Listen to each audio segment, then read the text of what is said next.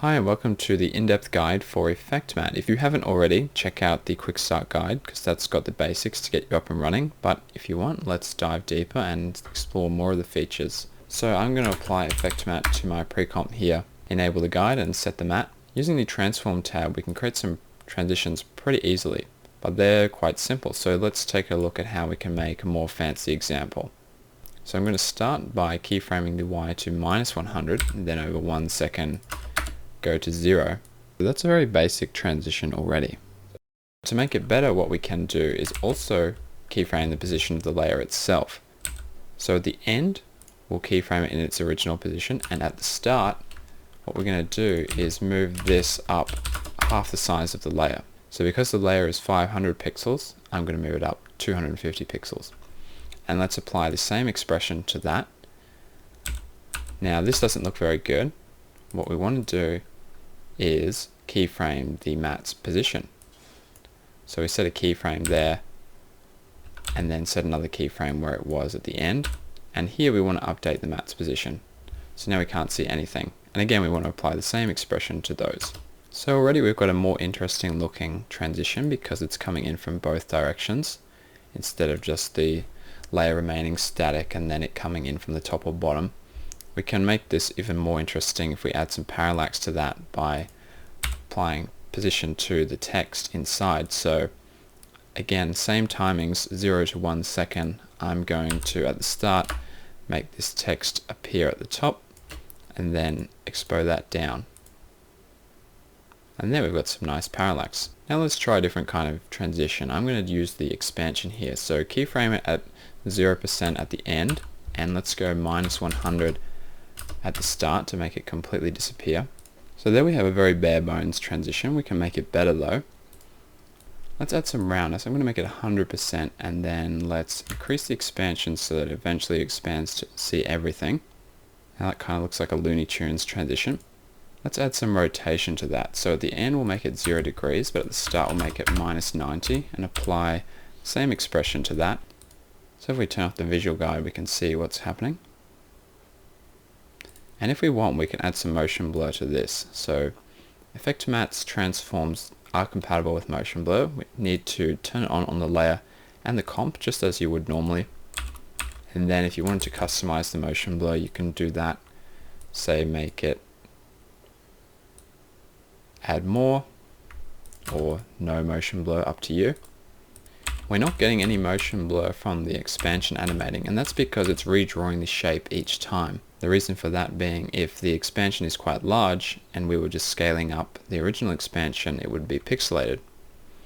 So to emulate motion blur of the expansion, we could add a feather.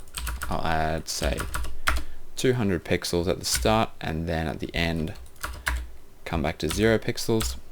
And if we keyframe that, we're emulating motion blur.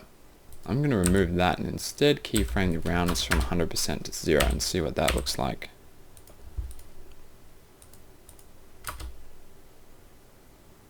And then we wouldn't need any expansion. That's quite interesting.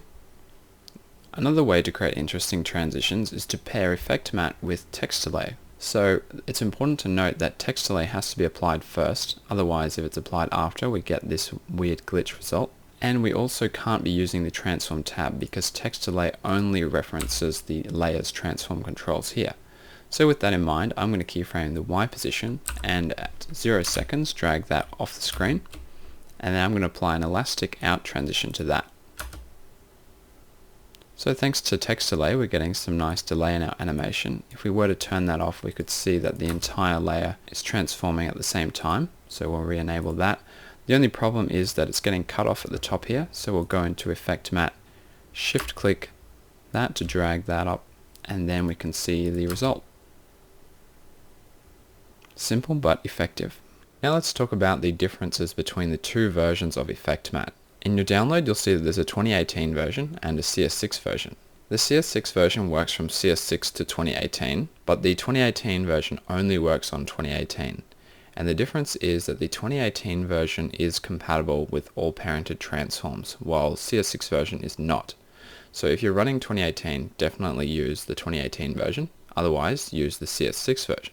Now let's take a look at why that is. So if I have a layer and I'm going to rotate it on 45-degree angle, and I'm going to set the matte, and that's fine. What if we had a null object that was also rotated 45 degrees? Well, if we parent our text layer to that, this text layer, according to its rotation, is on a 0-degree rotation, while the null is on a 45-degree rotation. So now if we click Set Map Position, it's going to be different because it thinks that this layer is actually not rotated at all because it's reading it from here. The 2018 version introduced a new function that allowed you to read the layer to world matrix, which would bypass all parented layers and just give you the actual rotation value. But we don't have access to that in CS6 to 2017, so that's why this is happening. The good news is for text layers, we can still have parented transforms even on CS6. It's just if you do rotation, it's going to get a bit funky. However, with precomps, we pretty much can't have any parents at all. So if we parented this precomp to this null and turned on collapse transformations, which we require, and we set the map position, it's going to be in an incorrect spot, and that's because this position that the effect is reading is relative to the null object, and again, that causes an offset. So we would not be able to do any parenting if we're working with a precomp in effect mat in CS6. So now we're back in 2018 where effect mat is compatible with parented transforms. We can see this null object was 45 degrees. We could still set the matte position and it would work. And we note that the matte orientation value here is set to 45 degrees. Even though the rotation of the layer says it's 0, it says it's 0 because 0 relative to its parent. As mentioned previously, we require continuous rasterization to be turned on for effect matte to work. If we try and set the matte position without it turned on, we get a warning message here. So let's re-enable that. However, continuous rasterization can have some unwanted consequences. For example, if we temporarily disable the matte for whatever reason, and then this layer here, or this composition here, had a layer that was actually larger than the composition, because of collapse transformations, we're actually seeing that where we might not want to. So a way around that is to create a new solid and just set that to stencil alpha, and then we won't be getting that annoying extension of the bounds there. One last thing to note is that effect mat is compatible with 3D layers.